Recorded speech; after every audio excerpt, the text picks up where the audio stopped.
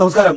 വയനാട്ടിൽ മുണ്ടക്കൈ ചൂരൽമല ദുരന്ത ബാധിതർക്ക് 178 വീടുകളാണ്, അല്ലെങ്കിൽ 178 ലോകോത്തര നിലവാരമുള്ള വീടുകളാണ് സംസ്ഥാന സർക്കാർ നിർമ്മിച്ചു കൊടുത്തിട്ടുള്ളത്. ഡിവൈഎഫ്ഐ എന്ന യുവജന സംഘടന 100 വീടുകൾക്കുള്ള പണമാണ് സംസ്ഥാന സർക്കാരിന് കൈമാറിയിട്ടുള്ളത്.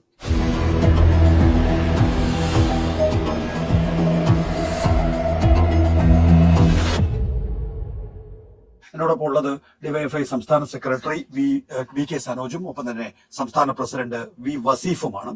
ആദ്യം ശ്രീ വി കെ സനോജ്, നമുക്ക് യൂത്ത് കോൺഗ്രസ് നേതാവ് അബിൻ വർക്കിയുടെ സൗണ്ട് ബൈറ്റ് കാണാം. ഡിവൈഎഫ്ഐ 20 കോടിയുടെ ബാങ്ക് കുറിച്ച് ഞങ്ങൾ പറയാണ് 20 കോടിയല്ല കിട്ടിയത്, അവർക്ക് 30 കോടി കിട്ടി, 10 കോടി അവർ കൂട്ടടിച്ച ബാങ്ക് സ്റ്റേറ്റ്മെന്റ് കൊടുത്തോളം അവർ തയ്യാറാവും. ഇതിനകത്തുള്ള ചോദ്യം എന്താണെന്ന് വെച്ചാൽ, നിങ്ങളുടെ 100 വീടിനുള്ള പണം CMDRFിലേക്ക് കൈമാറി എന്നാണ് പൊതുധാരണ.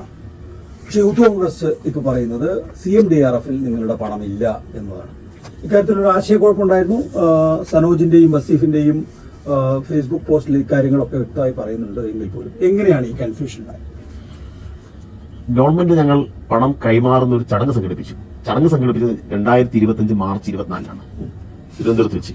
അതിനകത്ത് ബഹുമാനപ്പെട്ട മന്ത്രിമാർ, ആയിരക്കണക്കിന് ആളുകൾ പങ്കെടുക്കുന്ന ചടങ്ങാണ്. അതിനകത്ത് CMDRF എന്നാണ് നമ്മൾ പ്രതീകാത്മകമായി കൊടുത്ത ചെക്കിനകത്ത് രേഖപ്പെടുത്തിയത്. അപ്പൊ CMDRF എന്ന് പറഞ്ഞ് ചെക്ക് കൊടുത്തിട്ട് നിങ്ങൾ CMDRFിൽ പണം കൊടുത്തിട്ടല്ലോ എന്നാണുള്ള ചോദ്യം. പക്ഷെ നിങ്ങളോട് പിന്നീട് മുഖ്യമന്ത്രി ഓഫീസ് അറിയിക്കുന്നത്, നിങ്ങൾ CMDRFിൽ പണം കൊടുക്കുന്നതിന് പകരം വയനാട് ടൗൺഷിപ്പുമായി ബന്ധപ്പെട്ട് പ്രത്യേക അക്കൗണ്ട് ഉണ്ടാക്കിയിട്ടുണ്ട്. അപ്പൊ അതിന്റെ സ്പെഷ്യൽ ഓഫീസർ നിങ്ങൾക്ക് അറിയിപ്പ് നൽകും. ആ അറിയിപ്പ് പ്രകാരം ആ അക്കൗണ്ടിലേക്ക് ഞങ്ങൾ പണം കൊടുത്തു. ആ പണം കൊടുത്തതിന്റെ റെസീറ്റാണ് 20 കോടി കൊടുത്തതിന്റെ റെസീറ്റാണ് ഈ കാണുന്നത്. നികേഷ് ഏട്ടാ, ഞങ്ങളുടെ കാനറ എന്റെ കയ്യിലുള്ള ബാങ്ക് സ്റ്റേറ്റ്മെന്റ് ആയിരുന്നു ഇത്. ഇവര് ഈ ആരോപണം ഉന്നയിക്കുന്നവർ ഇവരുടെ സോഷ്യൽ മീഡിയ കോൺഗ്രസിന്റെ അതുപോലെ തന്നെ വലതുപക്ഷത്തിന്റെ ഒരു കനകല ഓപ്പറേഷൻ നിങ്ങൾക്ക് അറിയാലോ. അവർ വലിയ രീതിയിൽ ഞങ്ങളെ അറ്റാക്ക് ചെയ്തുകൊണ്ട് ചോദിക്കുന്നത് എവിടെയാണ് ബാങ്ക് സ്റ്റേറ്റ്മെന്റ് എന്നുള്ളതാണ്. ഇതാണ് ആ ബാങ്ക് സ്റ്റേറ്റ്മെന്റ്. ഇത് ആർക്കും ഞങ്ങൾ കാണിച്ചു കൊടുക്കാൻ തയ്യാറാണ്. കൺഫ്യൂഷൻ വന്നിട്ടുണ്ടാവുമെന്നാണ് നിങ്ങൾ വിചാരിക്കുന്നത്? യൂത്ത് കോൺഗ്രസ് അങ്ങനെ പറയുമ്പോ എവിടെയാണ് ആ കൺഫ്യൂഷൻ? അല്ല, അവരെ സംബന്ധിച്ചിടത്തോളം കൺഫ്യൂഷൻ ബോധപൂർവ്വം ഉണ്ടാക്കുകയാണ്. എന്നാലും അവര് സ്ഥാപിക്കാൻ ശ്രമിച്ചത് CMDRFിലേക്ക് ഞങ്ങൾ പണം കൊടുത്തിട്ടില്ല എന്നുള്ളതാണ്. സത്യമാണ്, ഞങ്ങൾ CMDRFിലേക്കല്ല കൊടുത്തത്. ഞങ്ങളുടെ അന്നത്തെ പത്രസമ്മേളനത്തിൽ നടത്തിയ, അത് ദുരന്തമുണ്ടായി 31 തീയതി 2024 ജൂലൈ മാസം 31 ഞങ്ങൾ നടത്തിയ പ്രസ് മീറ്റ് ഉണ്ട്. അത് വളരെ ക്ലിയർ ആണ്. ഞങ്ങൾ അതിൽ പറയുന്നുണ്ട്, സർക്കാരുമായി ചേർന്നാണ് സർക്കാരിന്റെ നിർദ്ദേശങ്ങൾക്കനുസരിച്ചാണ് സർക്കാർ നിർദ്ദേശമാണ് ഈ കാണുന്നത്. സർക്കാർ നിർദ്ദേശിക്കുന്നത് നിങ്ങൾ പണം കൊടുക്കേണ്ടത് chief operating officer Wayanad township project ഇവരുടെ പേരിൽ എടുത്ത അക്കൗണ്ട്, അങ്കമാലിയിൽ നിന്ന് എടുത്തിട്ടുള്ള കാനറ ബാങ്കിന്റെ അക്കൗണ്ടാണ്. ആ അക്കൗണ്ട് നമ്പറാണിത്. അപ്പൊ സർക്കാർ നിർദ്ദേശം എന്ന് പറഞ്ഞാൽ ഇതിനുവേണ്ടി പ്രത്യേകം ടൗൺഷിപ്പ് ഉണ്ടാക്കാൻ വേണ്ടിയിട്ട് സ്പെഷ്യൽ ഓഫീസർ നിയോഗിച്ചിട്ടുണ്ട്. അവർ നിങ്ങളുമായി ബന്ധപ്പെടും. അവര് രേഖാമൂലം എല്ലാം ഒപ്പിട്ട് അതെല്ലാം രേഖകളുണ്ട്. അതിന്റെ 1ാമത്തെ പേജാണ് ഈ കാണുന്നതാണ് MOUയുടെ 1ാമത്തെ പേജ്. അതെ, MOU ത്രികക്ഷിയാണ്. ഒന്ന് ഡിവൈഎഫ്ഐ, 2 സുഹാസ്, 3 ഒരാളെങ്കിൽ സൊസൈറ്റി. അതെ, ഇതിൽ വേറൊരു കാര്യം കൂടി ഉണ്ട്. ഞങ്ങൾ 20 കോടി കൊടുത്തു എന്ന് മാത്രമല്ല, ഞങ്ങൾ ഈ ടൗൺഷിപ്പിന്റെ ഈ കൈമാറുന്ന ദിവസം 178 വീട് ഗവൺമെന്റ് കൈമാറുന്ന ദിവസം ഞങ്ങൾ ഒരു സർപ്രൈസ് ഗിഫ്റ്റുമായിട്ടാണ് പോയത്. തീർച്ചയായിട്ടും അങ്ങനെ ഒരു ഗിഫ്റ്റ്, അതിനെന്തായാലും 178 വീടുകളിലേക്ക് LED TV, ഗൂഗിൾ TV കൊടുക്കുമ്പോൾ ലക്ഷങ്ങൾ വേണ്ടി വരുമല്ലോ. അങ്ങനെ അതുകൂടി കൊടുക്കുന്ന ഒരു ഡിവൈഎഫ്ഐയെ ജനം ഏറ്റെടുത്തു. നന്നായി ഞങ്ങളെയൊക്കെ പലരും വിളിച്ചു. ഇത് കോൺഗ്രസിന്റെ പ്രവർത്തകരും അതോടൊപ്പം തന്നെ യൂത്ത് ലീഗിന്റെയും ലീഗിനെയൊക്കെ അനുഭാവികളൊക്കെ ഞങ്ങളെയൊക്കെ വിളിച്ച് അഭിനന്ദിക്കുന്ന ഒരു സാഹചര്യം ഉണ്ടായി. ഈ പ്രത്യേകിച്ച് ഈ ലീഗിന്റെ ഒക്കെ പ്രവർത്തകര് അവർ കുറച്ച് വീട് കൊടുത്തല്ലോ, അവർ കോൺഗ്രസിനെ ആക്ഷേപിക്കുന്ന സാഹചര്യം ഉണ്ടായി. ഈ കോൺഗ്രസിനെയും കൊണ്ട് ഇങ്ങനെയും വാഗ്ദാനം ചെയ്തിട്ട് വാഗ്ദാനങ്ങളിൽ നിന്ന് പുറകോട്ട് പോവുക, പിരിച്ച പണം എവിടെ, പിരിച്ച ആപ്പ് എവിടെ, ഒന്നുമില്ല. ഏറ്റവും പ്രധാനപ്പെട്ട കാര്യം എന്ന് പറഞ്ഞാൽ, ഇപ്പൊ നമുക്ക് യൂത്ത് കോൺഗ്രസ് തന്നെ പറയുന്നുണ്ട് ആ വീട് എപ്പോ വെച്ചു കൊടുക്കുമെന്ന്. അല്ല, ഞാൻ കഴിഞ്ഞ ദിവസം മാധ്യമങ്ങളെ കണ്ട സന്ദർഭത്തിൽ തന്നെ പറഞ്ഞതാണ്, വയനാട് വീട് പ്രഖ്യാപിച്ചത് ഞങ്ങൾ യൂത്ത് കോൺഗ്രസിന്റെ ഒരു കൂട്ടായ തീരുമാനത്തിന്റെ ഭാഗമായിട്ടാണ്. അതിന്റെ പ്രവർത്തനങ്ങളും ഞങ്ങൾ കൂട്ടായ തീരുമാനത്തിന്റെ ഭാഗമായിട്ട് നടപ്പാക്കേണ്ടതാണ്. അത് ഞങ്ങൾ പ്രഖ്യാപിച്ച ഒരു കമ്മിറ്റ്മെന്റ് ആണ്. അത് ഞങ്ങൾ പൂർത്തീകരിക്കും. അത് യാതൊരു പ്രതീക്ഷയുണ്ട്. സർക്കാരിന്റെ വീട് വരുമ്പോൾ തന്നെ യൂത്ത് കോൺഗ്രസിന്റെ വീടും ഉണ്ടാവും. അതിന് മുമ്പും വരും. 770 കോടി രൂപ കയ്യിലിരിക്കുന്ന സർക്കാർ 1 കൊല്ലം കഴിഞ്ഞിട്ടാണ് ഒരു മാതൃകാ വീട് വെച്ച് മാതൃകാ വീട് നിർമ്മിച്ചത്. എല്ലാ അധികാരമുള്ള സ്റ്റേറ്റാണ്.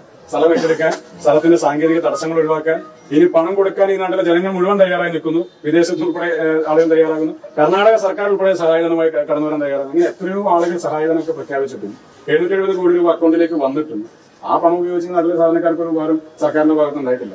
ഞങ്ങളെ സാങ്കേതികമായ ഒരു തടസ്സം കൊണ്ട് നിൽക്കുന്നതാണ്. അവിടെ ഭൂമി ഏറ്റെടുക്കുന്നതുമായി ബന്ധപ്പെട്ട് കുറെ സാങ്കേതിക പ്രശ്നങ്ങളുള്ള ഒരു പ്രദേശമാണ്. അപ്പോൾ അതുമായി ബന്ധപ്പെട്ട ചില സാങ്കേതിക തടസ്സങ്ങൾ മാറിയാൽ KPCCയുടെ ഏറ്റെടുക്കുന്ന സ്ഥലത്ത് തന്നെ യൂത്ത് കോൺഗ്രസിന്റെ ഭവനങ്ങളും ഉയരും. അത് ഞങ്ങളുടെ കമ്മിറ്റ്മെന്റ് ആണ്, ഞങ്ങൾ പൂർത്തീകരിക്കും. അപ്പോ വരുന്ന ചോദ്യത്തിന് അപ്പ രക്ഷപ്പെടാൻ മറുപടി എന്നുള്ള നിലയിലാണ് ഇപ്പോൾ ജെ ജനീഷ് പറയുന്നത് കേൾക്കുന്നത്. അപ്പൊ അദ്ദേഹവും നിങ്ങളെ പോലെ തന്നെ ഒരു യുവജന പ്രസ്ഥാനത്തിന്റെ നേതാവാണ്. നമ്മൾ ക്ലാസ്സിൽ വൈകി എത്തുമ്പോൾ എന്താ വൈകിയെന്ന് ചോദിക്കുമ്പോൾ അപ്പൊ വരുന്ന നാവിൽ വരുന്നൊരു ഉത്തരവുണ്ടല്ലോ, പശു ഊത്താൻ വന്നു എന്ന് പറയുന്നത് വളരെ വളരെ ലാഘവത്തോടു കൂടിയാണ് അതിനെ യൂത്ത് കോൺഗ്രസ് കാണുന്നത്. ഇവിടെ യൂത്ത് കോൺഗ്രസ് പിരിച്ച പണം എത്ര എന്നവർ പറയുന്നില്ല, കോൺഗ്രസ് പിരിച്ച പണം എത്ര എന്ന് പറയുന്നില്ല. അപ്പോ ബാക്കി സ്ഥലമെടുക്കല്, അതിന്റെ മുകളിൽ തറക്കല്ലിടല്, ആ തറക്കലിന്റെ മുകളിൽ രണ്ടാമത്തെ കല്ല് വരുമോ എന്നുള്ള പ്രശ്നം, പിന്നീട് അതൊരു വീടായി മാറുമോ എന്നുള്ള പ്രശ്നം, ഗുണഭോക്താക്കളെ കണ്ടെത്തിയോ എന്നുള്ള പ്രശ്നം, ഇതൊക്കെ നമുക്ക് മാറ്റിവെക്കാം. നിങ്ങൾ എത്ര പണം പിരിച്ചു എന്നുള്ള KPC പ്രസിഡന്റും എന്റെയും സംയുക്ത അക്കൗണ്ടിലാണ് പണം വന്നതെന്ന് കേരളത്തിലെ പ്രതിപക്ഷ നേതാവ് മാധ്യമങ്ങളോട് പറഞ്ഞാൽ KPC പ്രസിഡന്റ് ഇപ്പൊ ഇല്ല, കെ സുധാകരൻ ഇപ്പൊ ആ പദവിയിലില്ല. അപ്പോ ഏക ഉത്തരവാദിത്വം ആർക്കായി? പ്രതിപക്ഷ നേതാവിനായി. അദ്ദേഹത്തിനോട് ആ ചോദ്യം മാധ്യമങ്ങൾ ചോദിക്കുന്നില്ല എന്നുള്ള പ്രശ്നം വരെ ഇവിടെയുണ്ട്. ആപ്പ് കാണുവാനില്ല. ഇപ്പൊ ലോകത്താദ്യമായിട്ട് ഇങ്ങനെ ആപ്പ് കാണുന്നില്ല എന്ന് പറഞ്ഞ രാഷ്ട്രീയ പ്രസ്ഥാനം കോൺഗ്രസ് ആയിരിക്കും. വേറെ ആരും അങ്ങനെ പറയില്ല. ആപ്പ് എന്ന് പറഞ്ഞാൽ അങ്ങനെ കാണാതായി പോകുന്ന സാധനമല്ലല്ലോ. അപ്പൊ ആപ്പ് കാണുവാനില്ല എന്ന് പറയാനുള്ള തൊലിക്കട്ടി അത് കേരളത്തിലെ പ്രതിപക്ഷ നേതാവിന് മാത്രമേ ഉണ്ടാവൂ. സതീശൻ എന്ന് പറയുന്ന പ്രതിപക്ഷ നേതാവ് നുണകൾ മാത്രമേ പറയുന്നുള്ളൂ എന്ന് നമുക്കറിയാം. പക്ഷെ ഇതൊരു പെരുന്നുണയായി പോയി. പ്രതിപക്ഷത്തിരുന്നു കൊണ്ട് സാമ്പത്തിക ആരോപണം നേരിടേണ്ടി വരുന്നു എന്നുള്ളത്. നമ്മളിപ്പോ സംസ്ഥാന സർക്കാരിനെ എടുത്തു കഴിഞ്ഞു കഴിഞ്ഞാൽ അവർ നിയമസഭയിൽ ഒരു അഴിമതി ആരോപണം കൊണ്ടുവന്നിട്ടില്ല. അവർ കൊടുത്തിട്ടുള്ള PIL മുഴുവൻ കോടതിയിൽ തള്ളിപ്പോയി. സെക്രട്ടറിയേറ്റിന്റെ മുമ്പിൽ പോയി നോക്കിക്കഴിഞ്ഞാൽ അറിയാം, അവസാന മാസത്തിലാണ് നമ്മൾ നിൽക്കുന്നത്, ഒരു സമരം പോലും അവിടെ നിൽക്കുന്നില്ല എന്നാണ്.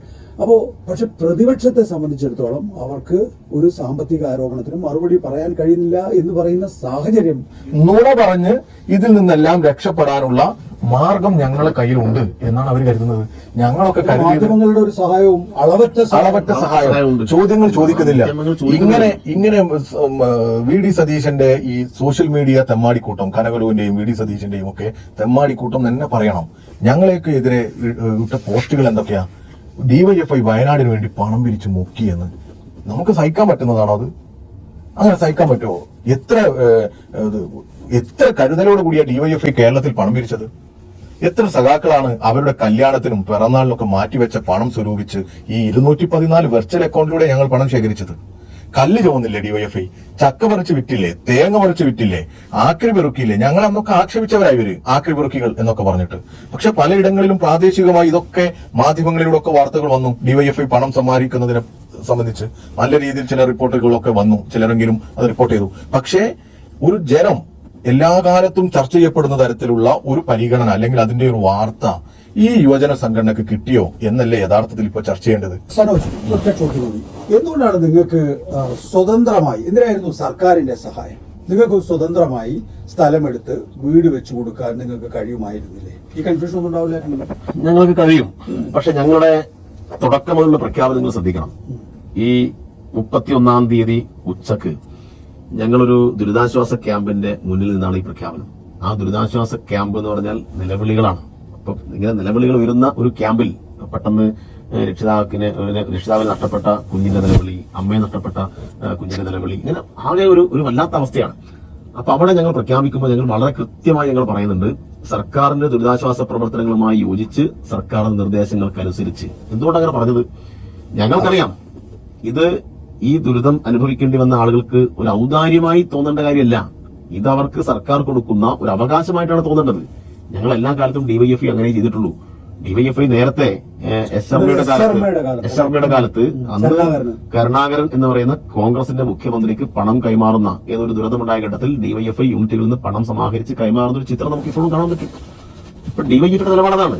കാരണം ആരുടെയെങ്കിലും ഔദാര്യത്തിന്റെ ഭാഗമായിട്ട് ആർക്കും ഒരു മുറിവേൽക്കാത്ത വിധത്തിൽ ഈ പദ്ധതി യാഥാർത്ഥ്യമാവണം. ഞങ്ങൾക്ക് വേണമെങ്കിൽ ഒരു DYFI ഗ്രാമമൊക്കെ ഉണ്ടാക്കാം, ഒരു 100 വീട് ഒരു ഗേറ്റൊക്കെ വെച്ച് DYFI അങ്ങനെയൊക്കെ പറയാം. പക്ഷെ അങ്ങനെ ചെയ്യാൻ പാടില്ല എന്നാണ് ഞങ്ങളുടെ അഭിപ്രായം. എല്ലാ കാലത്തും DYFI അങ്ങനെ അഭിപ്രായം പറഞ്ഞവരാണ്. ഗവൺമെന്റും പറഞ്ഞത് അതിന്റെ മുന്നിൽ ഒരു ബോർഡ് വെക്കും, DYFI ഇത്ര വീട്, പ്രതിപക്ഷ സംഘടനകൾ തന്നാൽ അവരുടെ പേര് വെച്ച് അവർ ഇത്ര വീട്, KSTA കൊടുത്തിട്ടുണ്ടെങ്കിൽ അവർ ഇത്ര വീട്, അങ്ങനെ ഒരു പൊതു ബോർഡ് വെക്കും എന്നാണ് പറഞ്ഞത്. അങ്ങനെ അത് അത്ര ആവശ്യമുള്ളൂ. അതാണല്ലോ എന്റെ ഒരു ശരി. നമ്മൾ കൂട്ടായ്മയിലാണല്ലോ ഇതെല്ലാം നേടിയെടുക്കുന്നത്. അന്ന് ചാനലുകൾ പ്രക്ഷേപണം ചെയ്ത യൂട്യൂബിൽ ഇപ്പോഴും കിടക്കുന്ന ഞങ്ങളുടെ പ്രസ് മീറ്റ് ഈ പ്രഖ്യാപനം നടത്തുന്നത് ഇവിടെ അവൈലബിൾ ആണ്. DYFI സംഘടനാ പ്രവർത്തകരുടെ വലിയൊരു ഇടപെടലിലൂടെ കഴിഞ്ഞ തവണ നമ്മൾ ചെയ്തതുപോലെ തന്നെ ഡിവൈഎഫ്ഐ പ്രവർത്തകർ അവരുടെ അധ്വാനത്തിന്റെ വിഹിതവും അതുപോലെ തന്നെ ഡിവൈഎഫ്ഐ പ്രവർത്തകരുടെ വീടുകളിൽ നിന്നും ഒക്കെ ആയിട്ടുള്ള ഒരു സമാഹരണവും ഒക്കെ ആയിട്ടാണ് നമ്മൾ ഇത് ആലോചിക്കുന്നത്. ആദ്യഘട്ടം എന്നുള്ള നിലക്കാണ് ഞങ്ങൾ ഇതിങ്ങനെ 25 വീട് ഇപ്പോഴത്തെ ഒരു സാഹചര്യത്തിൽ ഇങ്ങനെ പ്രഖ്യാപിക്കുന്നത്.